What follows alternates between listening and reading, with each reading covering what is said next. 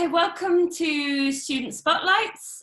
This is a series of interviews with third year students who are graduating this summer. And this series will coincide with the digital showcase at Manchester School of Art. There are going to be a number of events happening over July. My name's Zoe Watson. I'm the curator of the Holden Gallery, and I'm delighted to be joined by three photography students. We have Alice Goad, Benjamin Heyes and Josie Hunt. And usually this time of year there's an absolute hive of activity in the Holden Gallery. Photography students come in their swarms and there are works all over the place being installed. So, you know, I'm very mindful it's very different this year, and I'm very grateful that you're here to talk to me a little bit about your practice. So first of all, it'd be great to just talk a little bit about yourself and your work. Alice, I wondered if you wouldn't mind starting. I will share some images. So Alice. My project started way back in September, and it just looks into my own medical history. So it mainly focuses on the fact that I had a liver transplant when I was 6 months old due to having a condition called biliary atresia, which caused my liver to cirrhose. So obviously from that has been a lot of complications, and I've been in and out of hospital pretty much my whole life. I take a lot of medication. I'm currently shielding because of it as well. So I've used photography and performance and video to try and like communicate different feelings around it, because there's a lot of gratefulness for what happened, but there's also a lot of guilt and like survivor's guilt and trauma. So I wanted to sort of visually communicate that through photography. Do you often put yourself as a subject in much of your work? And this particular project and thinking about your own kind of medical history and experience, is this the kind of first time you've explored that? Yeah, definitely. It's something I wanted to do for quite a while, but I didn't really know how to approach it. And I thought that third year, when you can spend a whole year on it and not have other projects going on aside, if I really wanted to like have a full focus on it, so I could really put all of it into it, because it is obviously like my whole life, and it didn't just explore the one thing, it's explored like different things that have come with the transplant. But yeah, to answer your first question, I do usually put my own like personal experiences through things, because that's the art that I'm most drawn to, is when it's really, really personal and raw. And it's always something I've wanted to do, because I just think it's interesting to hear one person's perspective on something coming from them and about them. And so these are some of your images here. Do you often work in black and white? I noticed that. I do predominantly now. That was like something that's been in a bit of a shift this year. So I've pretty much completely focused in black and white. Like in second year, I tried out like doing colour and black and white, and I found that I just work a lot better within black and white, because I think you just get the strong like contrast, and you're not focusing on smaller things. You're like, especially when it's of like a figure or a face or something, I think you can really focus on the shape and the tone instead of things distracting you. But that's like for me personally. And I think we've got one more picture here. I mean, I'm kind of really curious by these images. There's definitely a kind of the reference lots of kind of the medical process with the scanning. What's the kind of process that you've used here? So for this particular image, it's just a film photograph, but it's a double camera exposure. And then I've taken it into Photoshop and inverted it and like up the contrast a lot, so it looks quite almost futuristic and alien almost, because it doesn't look very human. But I also wanted it to be like quite like X-rays and stuff, because I think that they're quite weird and mechanical, and I wanted like my photographs to reflect that sort of clinical look. So that was a bad explanation of it, but if that makes any sense. No, it makes total sense. you said that this can be a year-long project. So I suppose in your third year, you all decide to focus on kind of one body of work. But I realise that might not necessarily stop at this point. Do you kind of feel like you've resolved this body of work, or are you interested in kind of exploring it further? For now, I want to just sort of give it a break because it has been very intense, and especially finishing it in isolation and not being able to leave the house is very weird. And especially when it was like when we were at the peak, everything was like a bit scary, and it was just a bit horrible to be thinking about like my own mortality all the time. So I definitely just want to give it a minute. But Yeah. it's something that I think will probably always be a bit of a theme through my work, because I'm always going to have to take medication. I'm always going to have to be thinking about my health a bit more than other people. So I think it is an interesting thing for me to explore, and I have definitely like come across things I hadn't expected whilst making it. So I think that it definitely will carry on, but just want a minute. Yeah, no, for sure.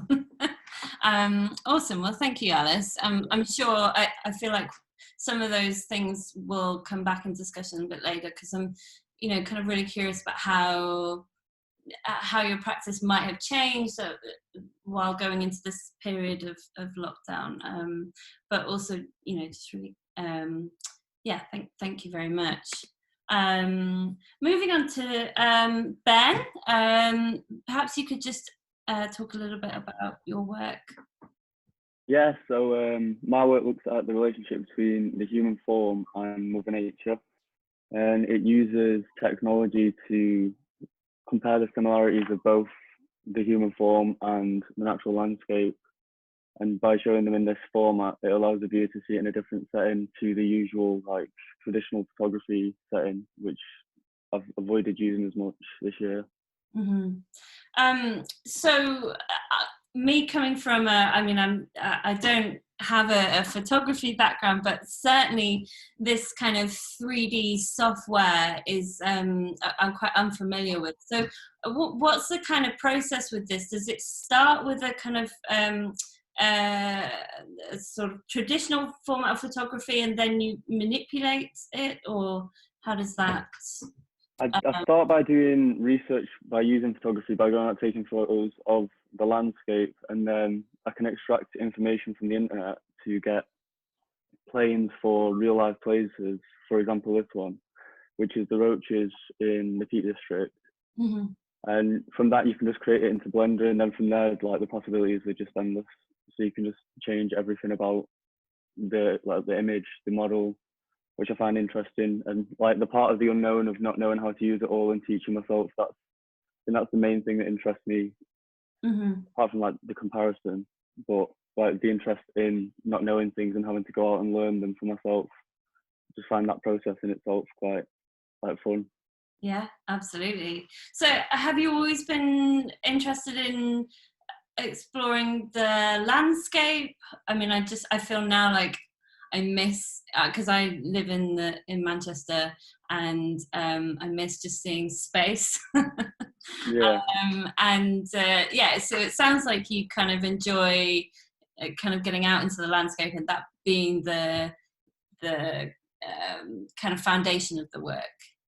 Yeah, I just enjoy being out in the open. It just feels freeing, and then to be able to like incorporate that into my work, it's just like fulfilling. It's really like a nice feeling to just put it in there. Yeah, absolutely. So it's just as well, it's just trying to find different ways of presenting work, like as many different ways as possible. I just didn't want the traditional photograph in a frame. I wanted to take it further, take it beyond the frame.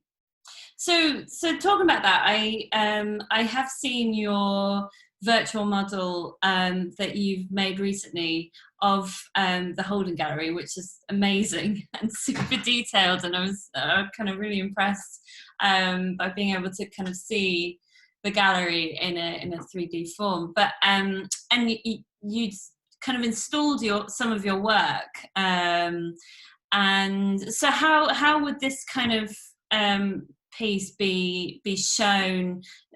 Do you always have it in mind how you would show your work in a gallery space? Well, with it being in a virtual space, I can sort of get away with making it a little bit unrealistic. So, for example, this image is a point cloud, so it's made up of point clouds of points to make the model in just each individual point. So I've put it in to the exhibition as the points, and the viewer can move through it and see like the depth of how it like rises and like the contours of the map. I think like it gives it a completely different approach, like being able to walk through the actual model. But other than that, it's pretty basic, just photos on the wall. But I've just like, from researching more and finding more about it, I've figured out how to incorporate it into the gallery and then make it more immersive for the viewer. And so having to kind of shift the work into an online platform with the digital showcase, has that kind of almost inspired you to kind of think this way, or was this something that you were already curious about and now you've kind of got this online domain to play with? Well, at first it was just out of curiosity to see how my work would look without having to spend any money. Like just being able to curate my work and not have to spend any money just sounded great. And then if it works, test it out in real life. But since obviously like everything got cancelled, it sort of pushed me in the direction to just focus more on the exhibition being virtual and like all the possibilities that I could take from it and how I could build from it. I mean, it was difficult because I was starting a new software and only knowing like the slightest bit of knowledge about it.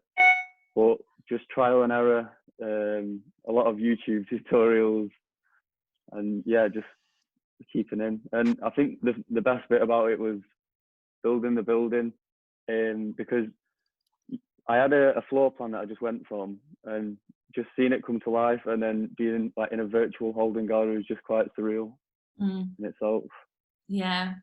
I'm definitely missing that gallery space, so it was nice to be sat inside a virtual one. And the kind of last room that I went into was the film room, and you'd kind of designed this sort of huge, I think it was a big head. Is that a kind of hologram, or I was just trying to make it a little bit personal, because obviously it's all about landscape and the human form, but I wanted the bit about me to be the start. So you walk in, and then there's the point cloud of my head, just because I did it, I got it, and I didn't want to not use it. I thought it was quite an interesting start to the exhibition. Awesome. Well, thanks very much, Ben. We can come back to any other points in a bit, but I just wanted to also introduce Josie's work, and Josie, maybe you could just explain a little bit about your project. Yeah, of course. My practice focuses around human interaction and communication and things that are related to the mundane.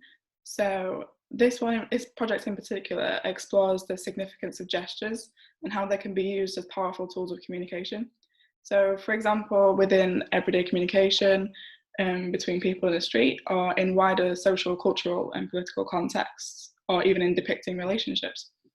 So my project has two strands to it. One explores my relationship with my partner and discusses the widespread issue of racism through the dialogue that we share as an interracial couple. The other explores the journey of my relationship with my mum as I grow up, from obviously when I was born, before I was born, to now leaving home, going to uni, entering the real world, so to speak. So this image here is the fixed image, which is the figurehead of my project, and especially now because it links so closely to the Black Power movement, obviously resembles the Black Power fist salute. However, because it's upside down, it kind of demonstrates the anger and the deeply felt pain and frustration still felt today by many Black people and other people of colour due to racism in today's society. Right, just move on to the other. Did you want to say something about this one as well? So this image is part of the triptych with the previous image, and as I mentioned before, it helps to demonstrate the emotional pain that a lot of Black people and other people of colour are still suffering. So it kind of shows this transition from a clenched fist and this emotional kind of feeling towards everything that's happening today. And I know you created this body of work quite recently during lockdown. So has this been, you've obviously chosen to work with some very close people to you, and it's a very personal project. Is that in light of lockdown and kind of thinking about people that we care about most? And with the images of my partner, that happened before lockdown as part of this continuous discussion that I have with him about racism. And obviously it's even very more relevant now and in everyday situations, as obviously everyone will know. But the images with my mum was something that happened because of lockdown, because I had to move home and I'm not living with my partner, so I had to kind of adapt my project to fit with the lockdown rules. So I started photographing my relationship with my mum while still continuing the dialogue with my partner through different methods of working. Yeah, I noticed that there were some film works. Is that collaborating with your partner as well on your website? There's a few. One is a kind of a dialogue, a monologue more so to speak actually, of him discussing racism, having complete control over everything in the video, down from discussing it to editing out certain parts of it. And it aims at dissolving the power dynamic between, typically seen between a Black and a white person, where the white person is stereotypically the one in power. So I'm sat there not speaking, just listening to him and reacting and listening to his story basically. Thank you. And these are these are the images that you have done recently with your mum as well. And I feel like kind of focusing on hands as well just feels really prevalent at the moment, and that kind of longing for connection, and also the sort of heightened, the amplification of touching things, and being able to kind of touch your family members. So yeah, it definitely kind of resonates with what's happening now. Was that important to you? I think it really was, yeah, because once lockdown started, shortly after, my mum fell ill with what we think was a very mild version of the virus. Obviously we can't tell because we weren't able to test it properly as we needed to stay home. But throughout the 3 weeks that she was ill, I wasn't able to touch her. I had to social distance throughout my house, which was a really difficult experience, especially since we're both quite affectionate people, especially she is. So she really struggled, and so did I, with not being able to like touch or hug, or just like a hug goodnight at the end of the day. Especially when you're ill as well, you obviously want that physical comfort of just a hug from someone when you don't feel very well. So after she recovered, thankfully, we were able to continue the shoot, and I built my own studio in the living room, and we took these photos to kind of celebrate the recovery and our bond throughout our relationship. That's great. Thank you, Josie. So I think I'll stop sharing, so we're back to the four of us. So I'm just kind of curious, thinking about the presentation of work. Have you all had a chance to kind of test out how you would have shown this work? Is it right that in third year you do a kind of mid-year show at Bankley Gallery, or is that kind of group of you? Yeah, we did a Christmas show at Bankley, and then we did a professional review of like the more recent work to try and like test out how we'd display. For me, I decided I didn't want to do that after I did my one, because I just showed video work and I realised I wanted to do more photography. And then that was in February, and then obviously March rolled around and everything blew up. I think that's really important though, being able to kind of test things out to work out what you don't want to do. So yeah, I think that kind of testing process is really important. Is that something that's kind of really exercised in your third year when you're at a point of kind of refining a lot of your work? Yeah, I would say definitely it's a big part of third year, especially having to consider all of the details of how you would present your work.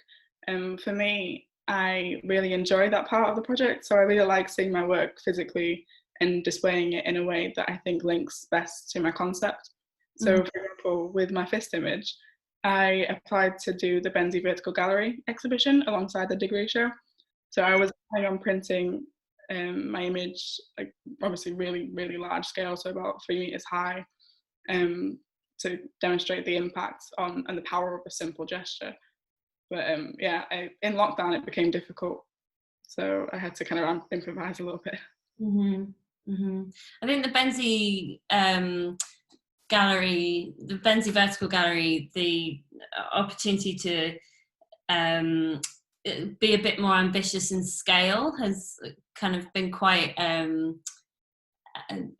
seen it a lot with photography students kind of blowing up their images huge, which is really great to have that kind of scale, I suppose, on that platform. But I like, Ben, I know that you were talking about this practice being kind of this year you've been thinking more about 3D software. So do you feel like there's been any pivotal moments for you while studying that's kind of really shifted your practice? Has it been this kind of way of working? Well, I first came across someone called Thibault Brunet, who's a visual artist from France, and he basically uses scanners which are used to scan like landscapes, and then he like creates these virtual like representations of landscapes. Like there's a tennis court one which is really interesting because you just see like what the camera's in one place and it spins 360 degrees and it only captures what's in there as points, so you can move through like the whole of the scene in this virtual space. And I just found it so interesting, and from starting looking at it without knowing anything about it and then having to do research and an interview on my dissertation, that really helped me to understand how to get my work to that sort of, not to that level, but to that point without having to spend all the money on all the software. So it's made me like adapt more to obviously not having an unlimited amount of money. And I had to get a new computer because my computers couldn't handle any of the software. It just always crashed. But yeah, the pivotal point for me was definitely discovering him and his work, because it's just really inspiring. Yeah, because photography can be an expensive. Really expensive. With all the printing and all the time in the OV store. The same question for you, Alice and Josie. Do you feel like there's been a kind of turning point at all within your 3 years where you've just accelerated in a certain way? For me, it was actually in first year when I went to the second year's exhibit in the City show, because like up to then first year was just want to forget about it. It was not good like work-wise at all, and then I went to that and I realized that like everyone really cared about what they were doing and they put so much work into it, and I was like, you know, I actually want to make work that I really enjoy, and that like just like catapulted me to actually really caring about what I do and really wanting to actually make work that I'm proud of. But yeah, that was definitely something that changed my practice completely. Mine was like halfway through the project we've just done. So I was trying to kind of define my practice a bit more, have a better understanding. And I kind of had a eureka moment, so to speak, as I realised that I kind of defined my practice a bit too early. And by doing that, I'd boxed myself in a bit. So I'd identified myself as a street photographer and then panicked, because as much as I love street photography, I realised I had other interests in different genres, like music or fine art photography as well. So I realised that my practice wasn't solely based on street photography, it's more driven by themes and concepts. So example, human interaction and communication is a running theme throughout my work, through all of it. So once I realised this, everything kind of clicked into place, and my own understanding of how I work and what my work is about kind of made more sense to me, so I could work in a better way. That's and there's so much about that you can learn from the kind of the year above, or who you're kind of surrounding yourself with. I know there's a kind of very open plan way of working in the Benzie, but kind of keeping that in mind, I wonder if you could go back to day one, what advice would you give yourself? You're kind of at the end of this 3-year mark now. Imagine going right back to the start. Is there anything that you would tell yourself? I would say get as much experience on everything that you can, because that university has so much to offer, and photography will just cover like a fraction of it. And being in the art school, you're allowed to go and learn these new skills like screen printing and whatever else is in there. There's everything that you can think of. But also be prepared for anything, because anything can happen, and just always think about your work. Yeah, I definitely think about that now. When I did my BA course, I didn't use enough of the workshops, and now I look at the ones available at MMU and I'm envious of just the kind of amount of skills that you could pick up. What about you guys? Yeah, definitely don't miss any of your sign up workshops, because you'll regret it. Just go to literally all of them.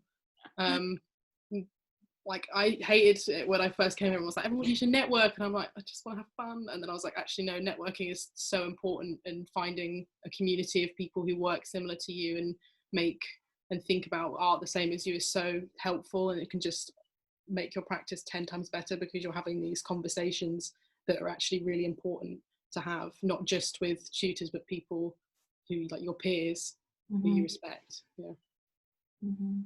As well, don't allow yourself to fall behind. Don't, as much as you want a break, give yourself a little bit of a break, but not too much, because I'm quite an organised person generally, but sometimes at the end of a project, especially after the first year or second year, you're a bit tired, you've done a lot of work, you want to just relax for like maybe a week. Don't do it. You need to push through it, because it's really hard, but if you relax too much for a week or so, then you fall a week behind on your next project, and it kind of adds up and it gets a bit more stressful. So keep working. Another thing that I would say as well is, do not take criticisms as an insult. Like, just think they're looking at it from outside of a box, and the tutors are there to help you. Don't give them grief for, like, maybe they don't understand, but try and explain it to them a bit more. Don't just be in defense all the time. Just take on everything that they say. That is the best advice I can give, probably. Yeah. Sorry about that. Yeah, no, that's it's so in hindsight as well. I mean, I have exactly the same situation where I remember being just not understanding what a tutor was saying to me, and then it kind of made sense about 3 years later. So that's really important. Have you ever received any advice from thinking of tutors, or I know you get a lot of visiting speakers coming in with the media talks and things like that. Has anyone said anything that's just kind of just been a bit of a light bulb moment? One external person that came in to do a portfolio review was Tom Lovelace, and his whole thing was really, really helpful for me, because he does like performance photography and sculpture, and that was like everything I was looking at. So I was like, right, sign up with that. And I was talking about how personal my project was and how I didn't really know what to do next. And he was like, well, he just said, no one can interrupt your narrative, no one can change it. This is you making work about you. So you need to just sit down and basically have a conversation with yourself instead of looking for other people's constant advice on it. And that really helped, because I was sort of thinking at one point I was definitely making work for other people and not for me. And for this project in particular, I needed to make work for me and actually have it help me, because otherwise the work was just going to be about like trying to show people's other sort of thoughts on it, which doesn't make any sense to my own story. Mm-hmm. Yeah, that was really helpful. Great. Anyone else? Well, I think it's nice getting like an outside perspective as well, like because you have the weekly tutorials where you just constantly back and forth with this is what I've done, then taking everyone's opinion.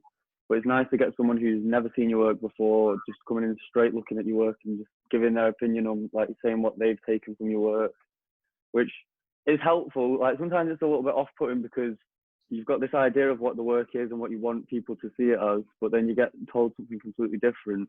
But take that on board and then just always step away from your work and look at your work and try and think of it as if you're not boxed in onto the work. That's quite a useful thing. I think linking to that as well, one of the best advice that I received it was one of the tutors that told me this actually, it was to not close yourself off too early. So always be open to, like Ben said, different interpretations of your work, and don't, like I did, make the mistake of shutting yourself off from all the opportunities that you can have or think about or explore, because you've got 3 years, so take your time, try everything. Yeah. And I imagine that there's quite a lot of kind of crits that happen while on your course, and sharing with kind of other course mates about your practice. You know, hopefully that's something that you can keep doing now, because it's so important to be able to share and hear advice and people's opinions. So yeah, hopefully that doesn't stop outside of the art school. So I mean, I'm very mindful that this is the time where you are meant to have a good break, because you fully deserve it. You've finished your course, and it's it's brilliant. Do you guys have any kind of plans of what you want to do next, or it's absolutely totally fine to not? But yeah, does anyone have anything to share? Well, because everything obviously has changed so much, I did have a plan of just staying in Manchester and working for like a year and saving up money, but now I've had to move back home probably indefinitely. I don't know when it's going to be safe enough for me to work, so I'm just going to look at it as a year where I can make my portfolio like 1,000 times better, because I've got literally all the time in the world, and then hopefully apply to an MA course when this is all over. But yeah, just want to make lots of work. I'm having a big break though. I haven't taken a photo since handing in. Not even one. Yeah, that's well deserved. I think my plans now is just like obviously save up, get new technology, try new things, and then try and incorporate things into my work. I will probably like continue to create work on the same subject, but try and maybe take like a new approach and just see what sort of like representation I can give my work. I'm obviously concerned about COVID-19 and the lack of jobs, as I'm sure everyone on the course and all graduates will be. But I'm hoping to get a job in the industry as a photographer or assisting someone else, so I can kind of see how it runs from the inside and then gain experience that way. So I'm currently looking and hoping to move back to Manchester later this year. But I'm going to continue looking for opportunities for exhibitions, competitions and stuff like that. And next year, with a few members of my course as well, I plan on taking some of my work to the Arles Photo Festival in France next summer. So that's the kind of a push to keep me working, keep me focused over the next year. Yeah, I mean, yeah, there's been so many reasons that we're unable to, physically, and just our productivity has kind of slowed down. But hopefully you can kind of use this time to rest, and also just use it fruitfully for researching and just kind of recalibrating after a few years of studying. Cool. Well, that's all the questions I have for you guys. Do you have anything else to add? Yeah, I don't know. All right, well, thank you so much for agreeing to be interviewed. I really appreciate it, and I really wish you all the best, and keep safe and keep well, and please keep in touch with the art school. It'd be great to see what you guys are up to, and we will be having a physical show next year, so hopefully see you guys there. All right, thank you very much. Thank you. you.